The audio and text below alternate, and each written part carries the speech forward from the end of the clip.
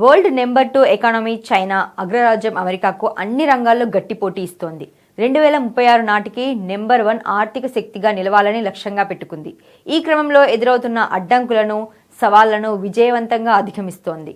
ముఖ్యంగా 2025లో అమెరికాతో జరిగిన టారిఫ్ వార్లో చైనా గెలుపు చారిత్రాత్మకం. ట్రంప్ అడ్మినిస్ట్రేషన్ భారీ స్థాయిలో సుంకాలు విధించినప్పటికీ చైనా తన ఎగుమతి వ్యూహాలను మార్చుకొని వాణిజ్య రంగంలో అపూర్వ విజయాన్ని సాధించింది.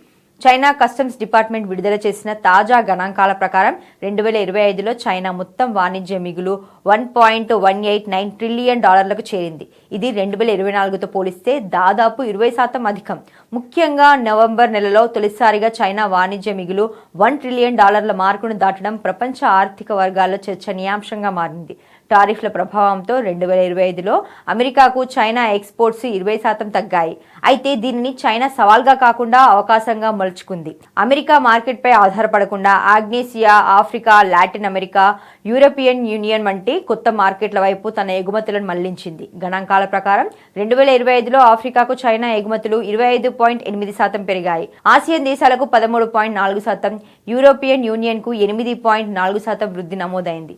అమెరికాకు వెళ్లాల్సిన ఉత్పత్తులను ఇతర దేశాలకు మళ్లించడం ద్వారా చైనా ట్రేడ్ బ్యాలెన్స్ నిలబెట్టుకుంది. ఇక అనేక దేశాలు యువాన్ కరెన్సీలోనే వ్యాపారం చేయడం చైనాకు మరింత బలాన్ని ఇచ్చింది. 2025లో ఏడాదిలోపు 7 నెలలు చైనా వాణిజ్య మిగులు $100 బిలియన్ దాటడం మరో కీలక అంశం.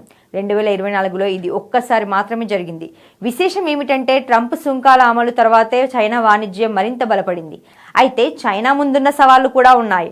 అధిక ఉత్పత్తి సామర్థ్యం, కీలక రంగాల్లో చైనాపై ప్రపంచ దేశాల అధికంగా ఆధారపడటం, రియల్ ఎస్టేట్ రంగం పతనం, దేశీయ డిమాండ్ బలహీనత వంటి సమస్యలు చైనా ముందున్న ప్రధాన పరీక్షలు. చైనాలోని కమ్యూనిస్టు పార్టీ ప్రభుత్వం వీటిని అధిగమిస్తే గానీ 2036 నాటికి వరల్డ్ నెంబర్ 1 ఎకానమీగా అవతరించాలన్న చైనా కల నెరవేరదు.